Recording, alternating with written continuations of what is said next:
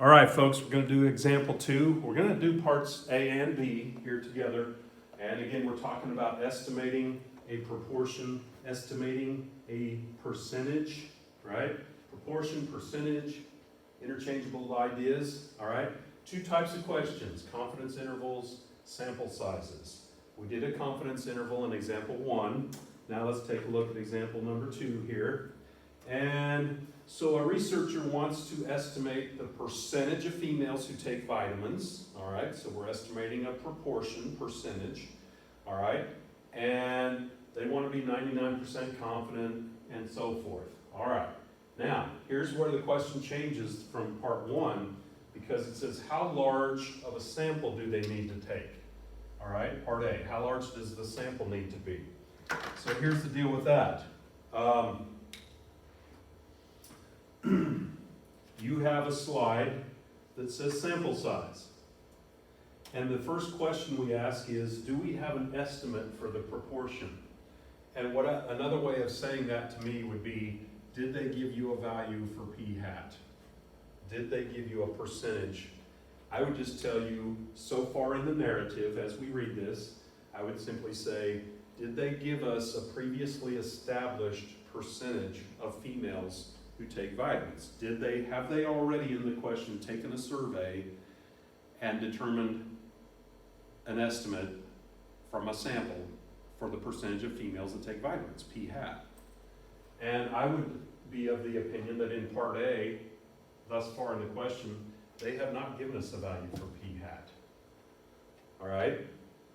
Now, they gave us this 2%, but we're going to talk about that. They want to be within 2 percentage points. That's not the percentage of females that take vitamins. That's how close they want to be. That's what's going to be the margin of error. So I would just simply tell you that in part A of this question, I would tell you that I would look at it and go, you know what? I don't think they gave us a p hat.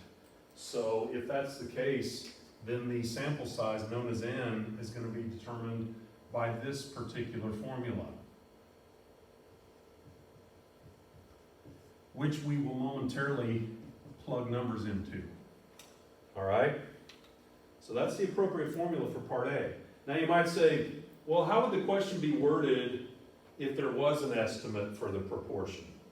Well, okay, let's step aside for a moment and skip ahead. You know, we're going to do the math for part A here in a minute. Okay, we've already established the formula, but how could the question change?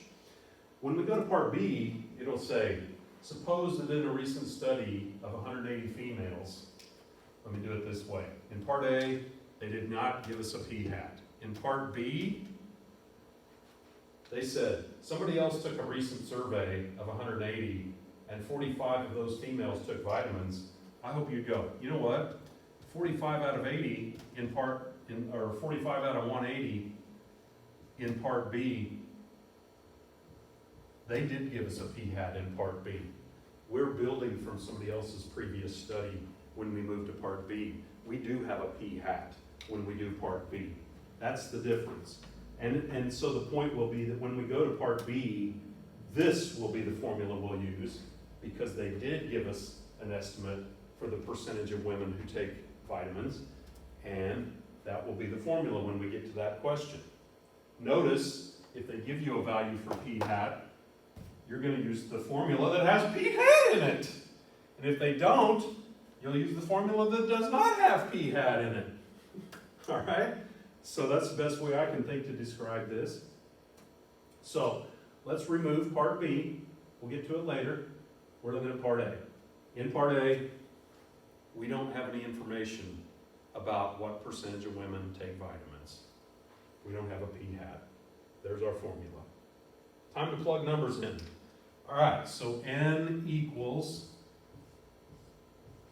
okay, 0.5. That's just built into the formula. Okay, now just like the previous question, that z-score there, that z alpha over 2, is going to be related to the desired level of confidence. And when you read this question, they're saying that they want 99% confidence. So, whenever you see z in a statistical discussion, I hope you would think standard normal, bell curve with 0 in the middle. That's what z always conjures up, doesn't it? and we're going to cut that in half. We want the middle 99% of the bell curve. So just like before, we'll take that 99% and divide it by 2. We want the middle 99% of the bell curve. Bell curve is symmetrical. We'll cut it in half. All right? So 0.99 divided by 2, I'm embarrassed, I got to type that in. That's 4950. 0.4950. And I will point out that 4950 is a middle sliver, isn't it? Okay? And so here we go. When we get to these confidence intervals, we won't have to do any adjustments here because middle sliver loves it, right? And that's why I love this table. It is so good when it comes to confidence intervals and things like this. That's why I like it. So 4950, 0.4950, if I'm not mistaken, falls between 4949 and 4951 in the body of this table. Read it like a book. They get bigger as you go, like you're reading that book. 4950, okay? And this 4949 is 2.57, and this one is 2.58 z-score. And you'll notice this is exactly halfway between them, so you recall in that scenario, we've talked about this before, you find the mean of those two z-scores, and so this will be 2.575, and this will be negative 2.575. Positive and negative, plus and minus, above and below, give or take. If I was going to ask you to guess something, you go, well, I'll start with this number, give or take. You know, that's the plus and the minus. Which one do you put in here? Well, look, it's going to get squared eventually, so it doesn't matter. I would recommend that we put the positive one in, 2.575. Okay, so there we go with that. E. All right, we haven't talked much about E yet, but I want to remind you that when you do estimation, you're always going to have what they call a margin of error. There you go. That's what the E represents, the margin of error. All right, how close do they want their estimate to be? And a key word to tip off this would be right here. They want to be within 2 percentage points, within, plus or minus 2 percentage points. All right, and 2% is 0.02. So there you go. There would be the setup for that question with all the relevant numbers plugged in and the order of operations. All right, so 0.5 times 2.575 equals, divided by 0.02 equals, I'm doing what's in the parentheses first, and then the squared last. And so, mathematically, we get 4144.140625, 4,144, and so on. Now, this is going to be how a statistician goes about determining how big of a sample to take. Okay? So you would tell your pollster, I want you to go survey that many. Now, let's talk about what? Sample sizes have to be whole numbers, don't they? And so the point is, wouldn't we always want to, when we do a sample size, wouldn't we always want to round them up? Yeehaw! We're going to round that up, round up to 4145. I get it, that's contrary to traditional rules of rounding, but you need to do it, right? Because if you only survey this many, you didn't quite survey enough, might as well survey one more. And the other thing, and I won't make a huge deal out of this, but I probably should, I've had all kinds of interesting answers as far as units of measurement here, dollar sign, things like that. You want to identify who is your population, who are you surveying? It very clearly said that they want to estimate a medical researcher wishes to determine the percentage of females. Shouldn't we put that word there to be very clear that that's who we're surveying? Because again, if that pollster were to call my house and I answered the phone and they said, do you take vitamins? They don't care about me. I'm not a female, all right? So I'm not part of their population. So let's make sure to put that there. So, you know, please, again, try to get in the habit of putting the proper unit of measurement with your number. So 2 things here, round it upward, Let's put the unit of measurement there. What is it that you're surveying? Females, children, 4,145 green bean casseroles, whatever. No. So anyway, be advised, please try to put that there. All right. Now, as mentioned earlier, that's part A, hit freeze frame, right?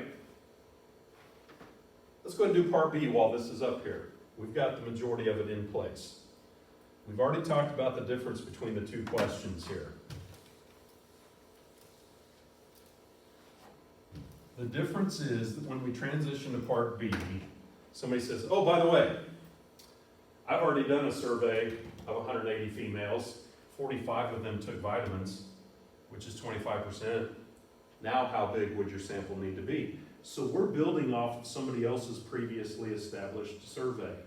And so we do have an estimate for the proportion, and therefore the formula changes. Now, N would equal P hat, Q hat, parentheses, Z alpha over 2, all over E squared.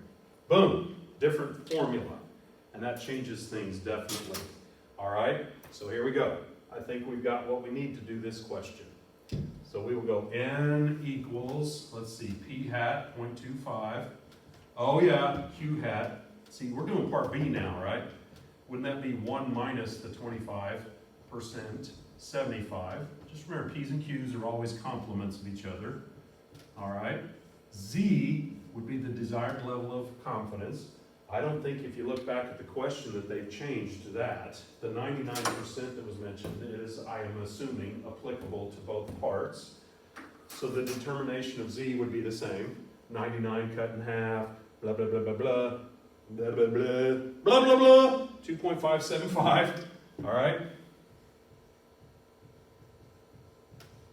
E, margin of error, within 2 percentage points.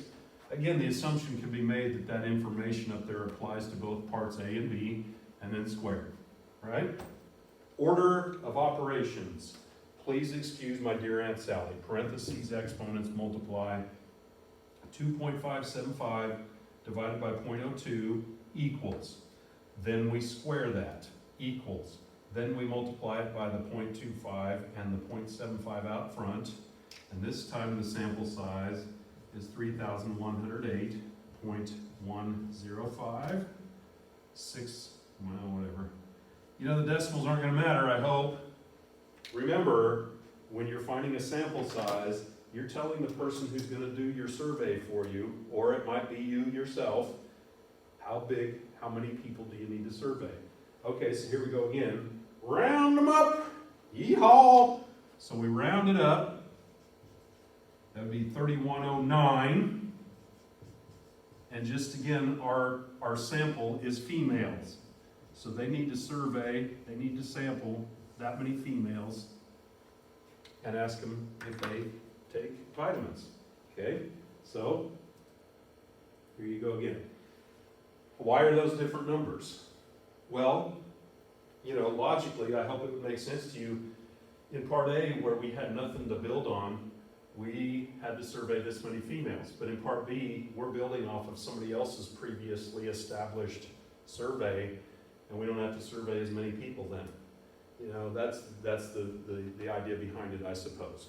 But anyway, round them up. I'm going to ride off into the sunset now, okay? Let's pretend there's a sunset over there. Yeehaw!